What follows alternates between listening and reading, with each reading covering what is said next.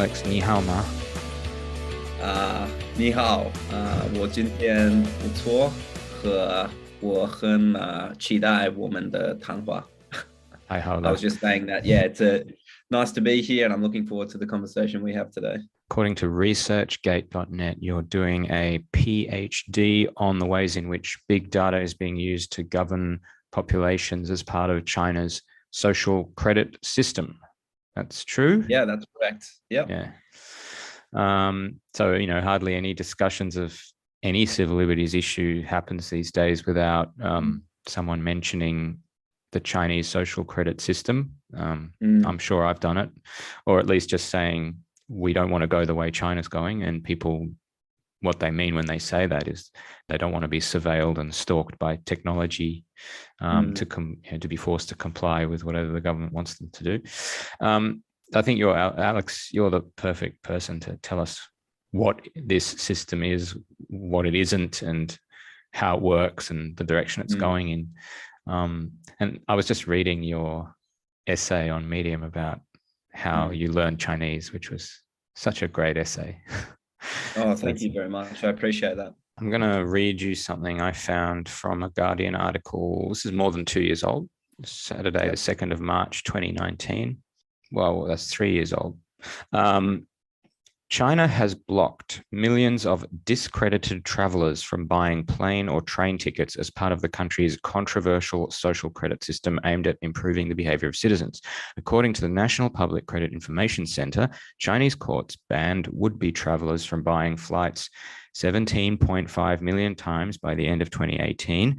Citizens placed on blacklists for social credit offences were prevented from buying train tickets 5.5 million times. The report released last week said once discredited, limited everywhere. So I Hmm. want to ask you, is the experience of or the threat of being discredited something that is hanging over the head of every citizen of China, or is this some local city initiative that the Guardian's writing about? This is actually a really great place to start, Yeah. Jonathan. And over the past 3.5 years of studying this, I often have to start from a point of unweaving and untying a lot of the knots of misunderstanding. And I think that article, the quote that you just read from there, illustrates the problem that we've had with dominant media portrayals outside of China, is that there's a conflation of a number of different issues there. And see, local government initiatives are often conflated with this national blacklisting system.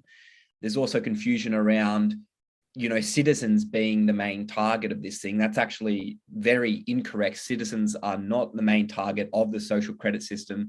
And there was actually a Merrick's Institute report that was released about a year ago now, and the researchers were looking at mentions of target groups across national and provincial level social credit system documents between around 2003 and 2020. And what that clearly illustrated is that 73% of mentions were of companies, 13% were mentions of government entities, and only 10.3% were mentions of the credit system targeting individuals. And by and large, the major impacts have been felt on companies. So from this side of the equation, the social credit system is something that's being leveraged to ensure that companies in China are adhering to government regulations and dictates. There's been a tendency, for example, if I set up a company and I have food quality issues in one province, and I'm punished in one province, that doesn't stop me from going to another province or another city and setting up shop there, and then continuing to pump out poor quality goods and or committing fraud or deceiving people. And this is something that people in China are very, very sensitive of. Sure. Yeah. It's also something that the government is trying to regulate, and the social credit system on one level is an attempt to regulate these businesses, both domestic and foreign businesses that are operating in China, and ensuring that they adhere to legal regulations. Yeah. I was going to say, let me bring you back to being prevented from buying a train ticket question. Yes. Okay, so let's go back to the national level system. Okay, so in 2014, the Chinese State Council, which you can think of as like the highest kind of executive branch of the Chinese government, released the planning outline for the social credit system. And essentially they encouraged, some of China's big tech giants, including Ant Financial, but also local governments and government ministries at the national level to go out and start experimenting with creating blacklists. So creating lists for people that are breaking certain regulations, and for experimenting with quantified scoring and rating systems. Now, the way that the national level system works, which, as you mentioned, people being barred from riding the high-speed train or catching flights, this is part of the national level system whereby different government agencies have signed memorandums of understanding with one another, which will essentially say, so they've all created their own respective blacklists that are targeting regulatory abidance in their domains. So you might have like China Railway create a blacklist for people that have steal other people's seats on trains, for example, which is another very contentious issue in China that citizens are sensitive of, but also for breaking rules on trains, maybe going into in the context of an airplane, maybe going into the cockpit, right? These different kinds of rules and laws.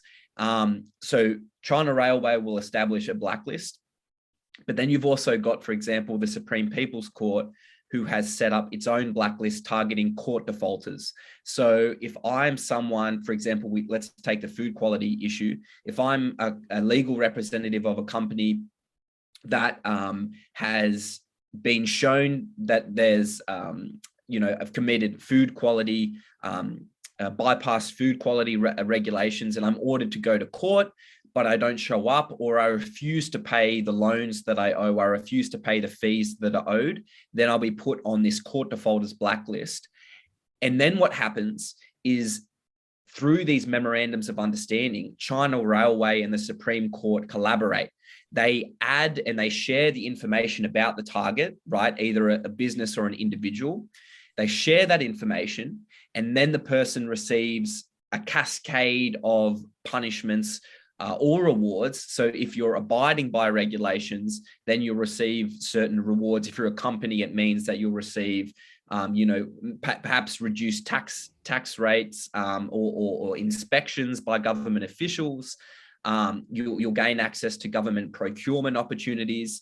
So you can receive benefits for behaving or for adhering to rules and regulations, but you can also receive a cascade of punishments and restrictions in the case of, as you mentioned, someone breaking the law on the railway. Yeah. Okay. So here we have in Australia, we have different agencies of government that share information. I know that tax office and immigration share information, et cetera, et cetera. The difference seems to be that there's like a scoring system. So would I know, if I was in Shanghai, would I know that I'd been given a bad score on something or a good score on something? Like, how would I find out?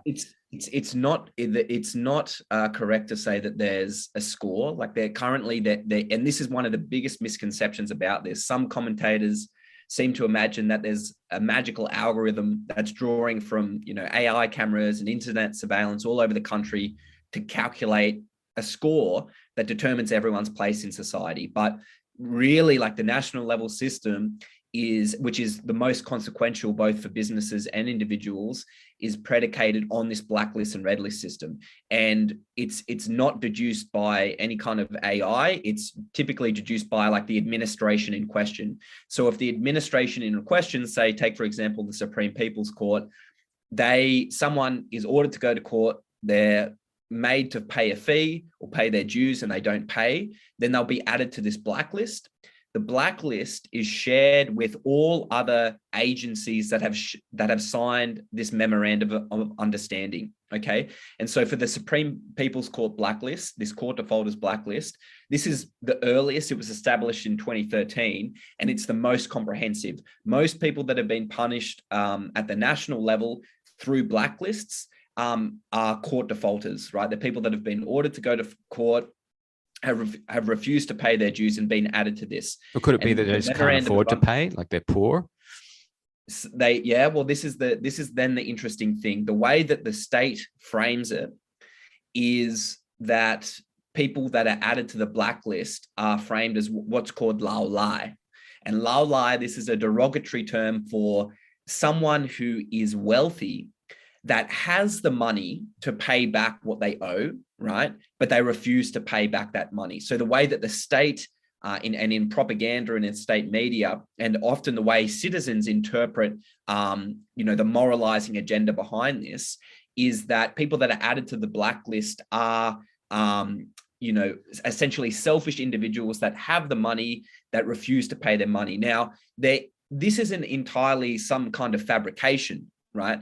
As I mentioned, given the short amount of time in which China has become very rich and prosperous, this has led, some businesses to, a lot of cases of fraud, as I mentioned, food quality issues, environmental issues, with limited repercussions for people that are working for these companies, but in particular, the legal representatives, the bosses of these companies, being able to get away with, breaking rules and regulations and getting rich in the process. Mm-hmm. And so people are very concerned that these wealthy people that are working for these companies can get away with causing social harm and social damage with no repercussions. And that explains why a lot of people that I've spoken with in my own research are quite supportive of that element of the system. Now, it's complicated. Yeah. It's complicated because it's not just issues of a financial nature. Like, as you mentioned, it could be that someone is blacklisted by China Railway for refusing to give up their seat, right? And then they're restricted from other areas in Chinese society. Some of their other privileges are taken away. And that also reflects that there is this broader dimension to the social credit system that is targeting uncivil behaviors or people breaking social etiquette beyond purely the realm of finance. Although in recent years, there has been efforts to ensure that, for example, some of these local government experiments to ensure that people can't actually be punished for having, so on the local level where there is some quantified scoring and rating of citizens, that they can't actually be punished for having low scores. Okay, so you said at the local level, does that mean you got local governments that are really keen on piloting new ways to use technology to manipulate people? In this planning outline for the social credit system, they essentially said to local governments to go out and start experimenting with applying scoring and rating dynamics to solve, again, local regulatory issues in their local contexts. And what this led to since that time and before that time was, local governments coming up with a range of different behaviors that they want to reward people for, such as like donating money or donating blood, some kind of charitable efforts, but then also, crimes, because they're interpreting this agenda of social credit. There is no definition for social credit or credit at the national level. So essentially they were given a very long leash to experiment with, trying to isolate behaviors that they want to rectify or they see as a problem or that people in the area are concerned with. Yeah. So what are the good ones? What are the sci-fi ones? Sci-fi ones? But what are the good examples you've encountered of? Okay, so there was an example from Suzhou a couple of years ago now. That's a city south of Shanghai, is it? Yes, it is. It's very close to Shanghai. Yep. And in Suzhou, I believe it might have been the Ministry of Public Security, but what they did was they published the names and faces of citizens that were wearing sleepwear in public, right? Wearing pajamas. Yeah. Yes. Okay. And what they said was, this is uncivilized behavior. And what happened was there was extreme pushback from residents in Suzhou who complained and said, this is ridiculous. They're wearing, pajamas. This is an uncivilized behavior. And that caused the Suzhou Ministry of Security to offer a apology and actually take down the photos. And there's other instances of this. In fact, in a municipal government coalition comprising Beijing, Tianjin, and Hebei, I believe, but don't quote me on that, but comprising 3 different local governments, they actually ran a survey where they surveyed residents in their jurisdictions about what behaviors they thought should be included in their local government systems. So what kind of behaviors people think are uncivilized. Because if you've been to China, not necessarily as much now, but in the past, a lot of people are worried about, people spitting openly on the ground, people worried about people from the countryside essentially coming to the city and not understanding social norms in urban life and cutting in line, spitting openly, quarreling with people, these kinds of behaviors that are not necessarily captured by the law, but people are still very concerned about.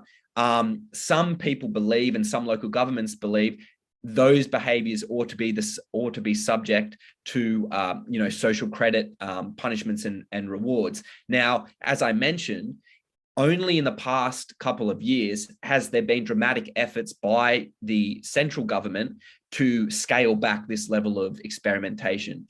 And as I mentioned, the State Council, I believe 2 years ago, said that local governments cannot punish citizens for having a low score, right? So now the state of affairs with local government systems that are based on quantified scoring and rating, it's more like a loyalty reward scheme. And there's very limited uptake in terms of citizens that are actually participating in these schemes.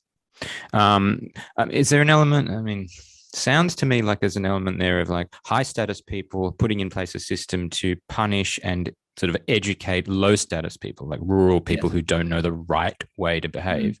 Is that am I on the right track there? I would definitely say so. And look, there's something that China scholars have long observed and noted is that the relationship between the state and the people in China is very different, both historically, even in pre-modern China and today, is very different from the kind of relationship we have with the government in a country like Australia. So where the government in Australia is viewed as our representative and not as an actor that resides above society, but that emanates from within it, comprised of we the people.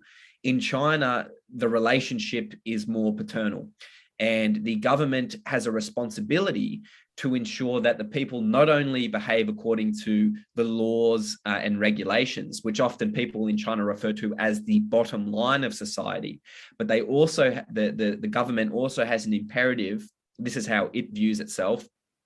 If you read the constitution of the Chinese Communist Party, it refers to itself as the vanguard of the people, which is this Leninist idea that a group of scientifically educated elite can lead the rest of society in the direction of social prosperity. And so the view in China is that the government doesn't only have a responsibility ensuring people abide by the minimum requirements of the law, but that they improve their moral quality, that everyone's collective moral quality is improving, that is actually a way that you can establish a harmonious society. And so that's a very crucial distinction. And I think that distinction is very important to consider when we consider these kinds of projects in China and how they're perceived and how they're engaged with by the citizens and by the people that are living under these kinds of systems. Because, my research specifically focuses on public attitudes and experiences with the social credit system. I interviewed 30 people throughout China in 20 different provinces, in 20 different cities and 15 different provinces. And overwhelmingly, there is great support for the social credit system. Now, obviously, propaganda and the media plays a role in those interpretations of what the system hopes to achieve. But many people have also received tangible benefits from the social credit system. Yeah. And actually, and this is another important to note, that the approximate proportion of blacklisted companies, individuals, and government entities in China between 2018 and 2020, it's only 1 to 2% of companies in China that had been blacklisted, less than 0.1% of government entities, and around 0.15 to 0.3% of total citizens annually have actually been subject to blacklist restrictions of the kind that we've been describing. Mm-hmm. But would I know if I was subject to it? Like, would I be informed, or would I just turn up to buy a train ticket and discover, to my surprise, that I'm on some list? Right. So this is another thing. Sometimes, if you're not in the past, you wouldn't receive some kind of notification. And there's actually some funny propaganda videos. It's really interesting, man. Like in Chinese propaganda, they use a lot of cartoons. And there's this one particular propaganda video that was released of this guy, little cartoon figure, going to try and buy train tickets or catch a flight, or do all these kinds of different things in society that people view as a privilege to do. And he is surprised at every turn when he finds, oh, I'm actually not allowed to do this. And that does illustrate that in the past and still today, sometimes people do not know if they have been blacklisted. However, again, the majority of people that are being blacklisted are often like the legal representatives of companies, and their company is blacklisted first, and then the legal representative or some other employees of that company will then face their own blacklisting. So at that level, they would be aware, but there is instances, as you mentioned, yes, where you might show up and all of it and realize that you've been blacklisted. And how do you get off the list? Like, what if some problem was ironed out, and you've fixed the whatever was that your company did wrong, and how do you get off the list? Can you? Yes. So there are credit restoration and appeal processes that both citizens and businesses can launch. However, they're primarily launched through the Credit China platform, which is this national level website that is essentially disseminates blacklist and red list information, and also information about the social credit system in general. Now, in terms of credit restoration, there is a process by which, depending on the nature of the severity and the nature of the crime and of the regulation that you've breached, there is a process that can span from anywhere between 6 months to a couple of years, where you can essentially be taken off the blacklist. Although for some crimes and some breaches of regulation, the most serious ones, it appears that there is no restoration that is possible for such companies or citizens, which is very worrying. Just about that sort of dynamic between the government and the public, what I'm a bit confused about sometimes, some of the examples seem about how beneficial this national system is. It seems to be really, I mean, the examples are so trivial in a way, like the video of a train passenger who refused to give up a seat that another passenger had reserved. Like, why couldn't the train guard or the conductor or whatever just ask them to leave? Like, why do we need some elaborate technological system?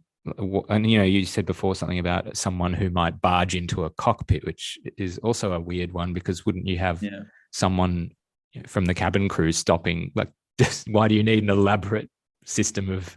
Isn't that against the law anyway? Yes, like, wouldn't you be able to just charge someone?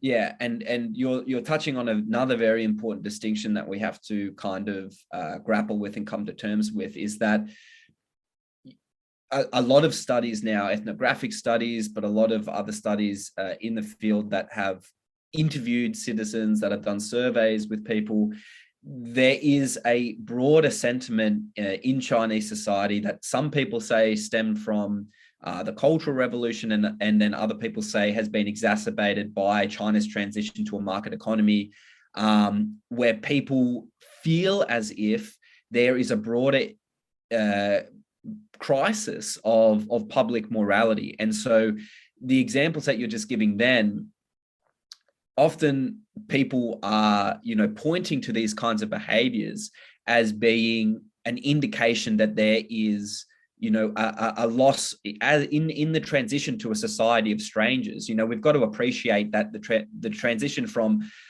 China being a mostly agrarian society to the majority of the population, a massive population residing in urban centers, is a very, very, very short period in time. And that adjustment is still taking place. And I think for the collective psychology of people in China, there is a sentiment that people are worried that there is a inherent loss of trust between people, and that there isn't a sense of public duty or civic etiquette that is shared between strangers. So interesting, isn't it? Yeah, the Cultural Revolution kind of burst that considered to be such a problem now. Yeah.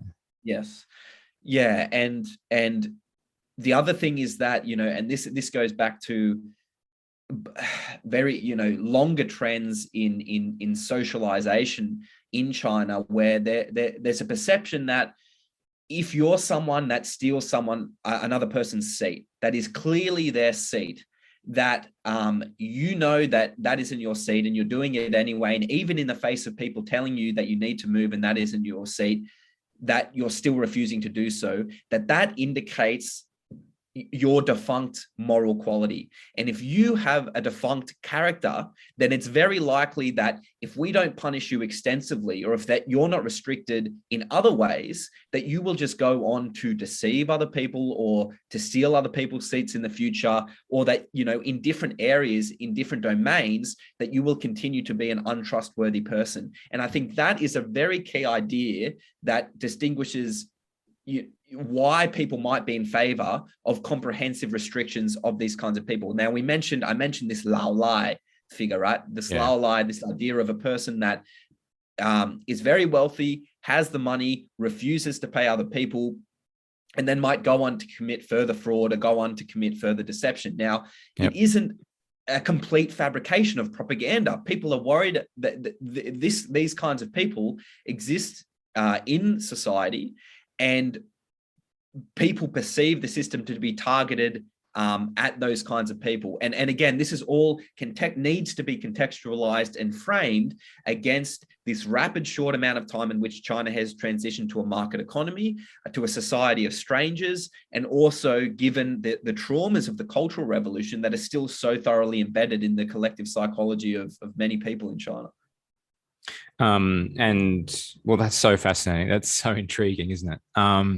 And is there potential, or has there been much discussion of the potential for people in positions of authority right now to abuse the system and to target people that are their rivals, or or a threat to them, or just make it a tool for corruption?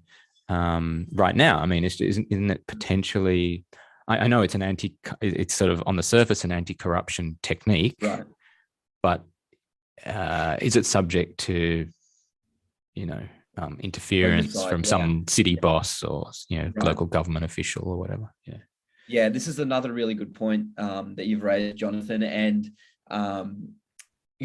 I've seen very, very few accounts, but there have been instances of the kind in which you speak of, although I haven't seen any, reported on in China. I have seen some, for example, an ABC report that came out a number of years ago now that was looking at, for example, a journalist that was investigating some kind of corruption issue, and that they had then been blacklisted. I would have to revisit the case because I wasn't too familiar with that, and that's probably the only thing that comes to mind that you speak of. Of course, we always have to be concerned in a one-party state.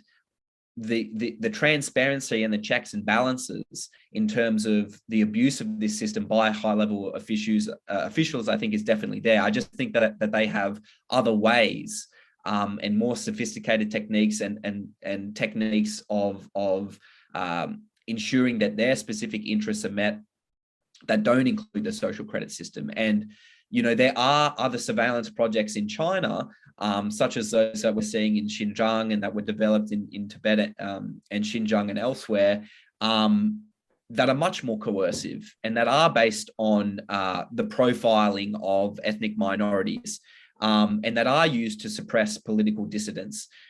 Does that fall within the scope of the social credit system? There hasn't been sufficient evidence that I've seen or come across to suggest that it is being used in that kind of a malicious way.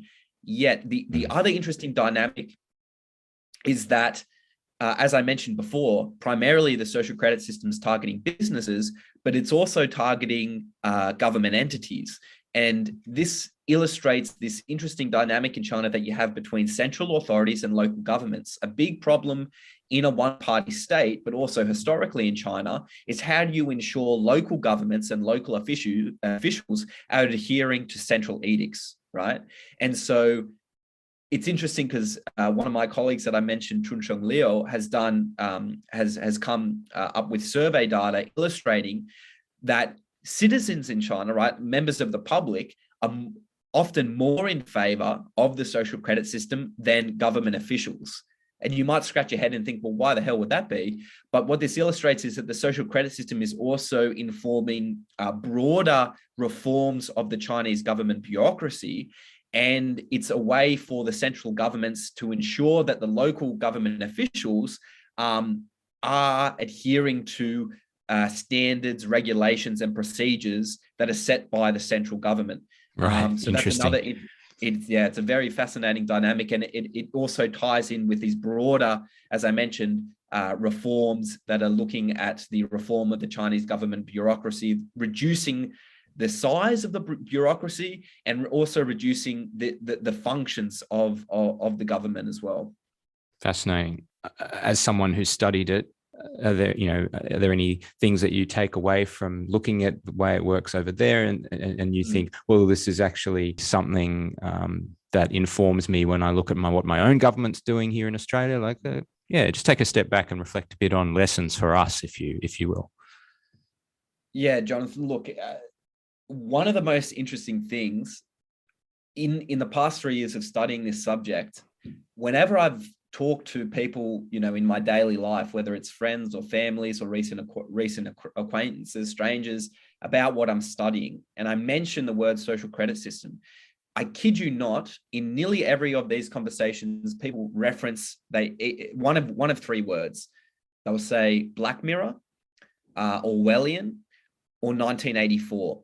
And what this really clearly illustrates is the power that popularized narratives wield in our construction of social reality and our interpretation of what is actually taking place in other parts of the world that we've never been to, with people in cultures and political systems that we have limited knowledge of, how strong these popular imaginaries are in shaping our understanding of reality. And it also reveals, I think, our own deep-rooted cynicism and pessimism when it comes to the application of technology in the governance of society today. And we don't have to look far for... That's me. I'm cynical and pessimistic about it.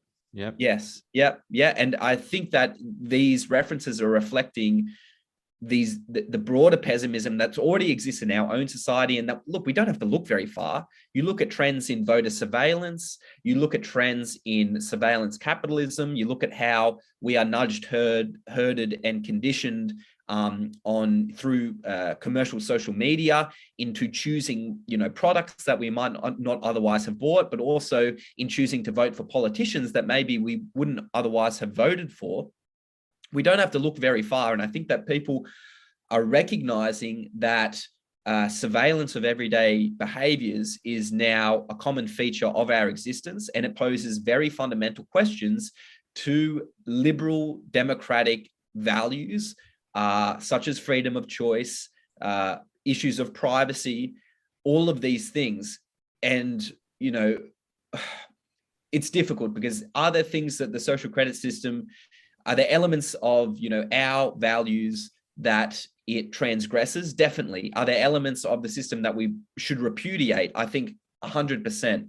But we also have to come to terms with the fact that, you know, one-party authoritarian states, not just in China, but elsewhere, are leveraging technologies in a proactive way to evolve their model of politics, to evolve the way that they govern. And I think that a big problem that we are facing today, a big crisis in liberal democracies, is that we've assumed a reactive approach to the application of these technologies in society. We've either let corporate hands dictate how these technologies develop, right?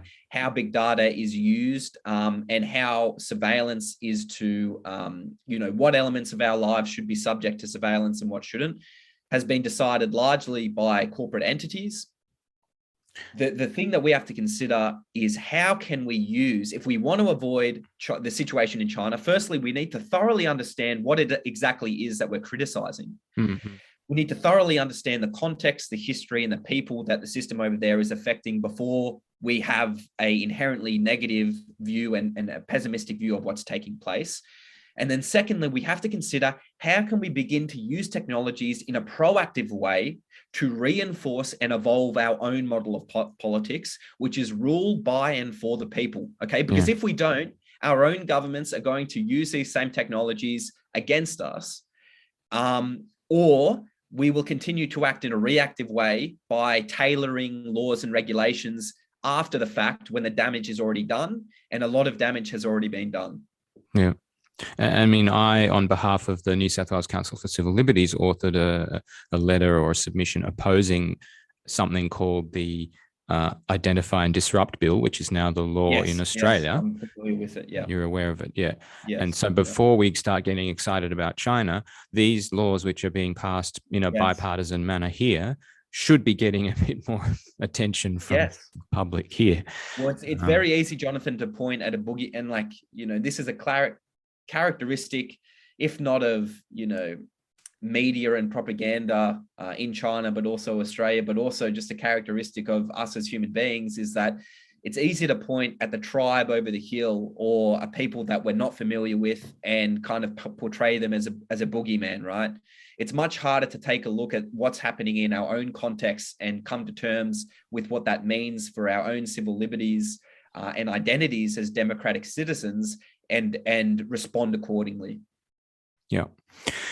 Brilliant. I learned a lot. Thank you very much for that, Alex. That was very interesting, intriguing. So your work, your PhD work, is being done at the University of Wollongong. Correct. And I will link to your page and a couple of the articles that I referenced, including the one about you learning Mandarin. I just encourage people to check it out. Thank you, Alex Trauth-Goik, and thanks for joining us on Loose Cannon. But please do get in contact. The email address is loosecannonpod@gmail.com. The new Twitter is @JonoLooseCannon, and also Parnell's Twitter I'll put in the show notes, and we'd love to hear from people on guests to have on. See you all next time.